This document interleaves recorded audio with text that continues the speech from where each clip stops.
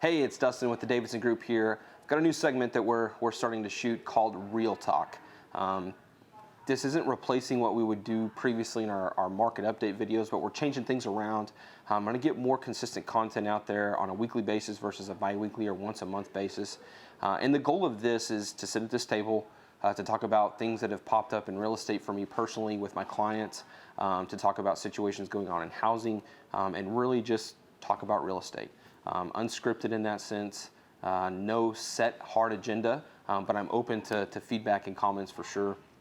Anyways, this will be episode 1 of Real Talk with Dustin, and let's jump in. So today I wanted to talk about a situation that popped up over the past week, something that we talk about, and you may hear agents talk about this, but it's not really highlighted, and to be completely honest with you, I've not witnessed it in large or in scale like I did this last week, but it's about information.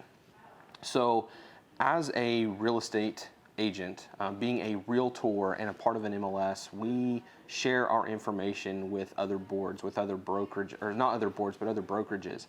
And in sharing that information, we utilize a tool called the MLS or the multi-list service. That MLS, though, syndicates out to a lot of different websites. I don't know the exact number as we sit here today, but I do know that it was over 80. So it's 80 plus websites that we syndicate our information out to share property information. Well, that's pretty powerful as far as getting information out, making sure that we get as much exposure to properties as possible, and then working within our almost 600 agents to ensure that everyone has the same information. But what happens, and you hear conversations or talk, is that this information is syndicated, but because of a previous sale or previous information or a third-party data source also syndicating with specific websites, the information isn't always deemed accurate. And in fact, sometimes it goes against or conflicts with what's in the MLS. And so here's the situation.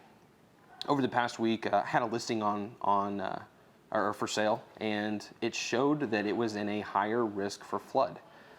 It didn't say that it was in the floodplain, but it had a scale, and on that scale it showed it was a higher risk. When in reality, you go to FEMA, the official site from where flood information is pulled, you talk to the owners, and there's no indication of flooding. There's no indication of any issues with any water intrusion to the property, period, right? And so here it is. This is a reputable site. People go to by and large on a weekly, daily, monthly basis. I mean, it's very well traveled. And it had this information out there, and there were questions that kept popping up. Unfortunately, I did not know about it initially, and so then you put information out there once you find out. But it happened pretty rapidly where I was getting this question: "Hey, is it in the floodplain? Hey, is it in the floodplain?" It's kind of an odd question to be asked, especially whenever you're not anywhere close, right? And being asked by multiple individuals, agents, and buyers themselves.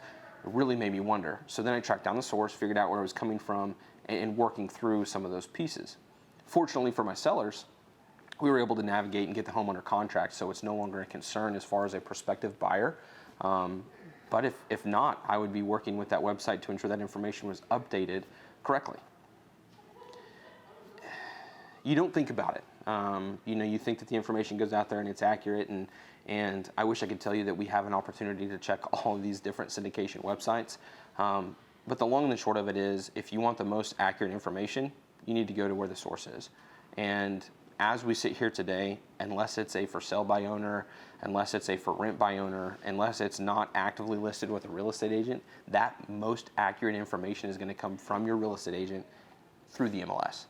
Now sometimes the information that's inputted there isn't correct based off of a user error or just the lack of information, but that's the best source that we have. So if you have questions about a property, I'm not telling you not to trust a website.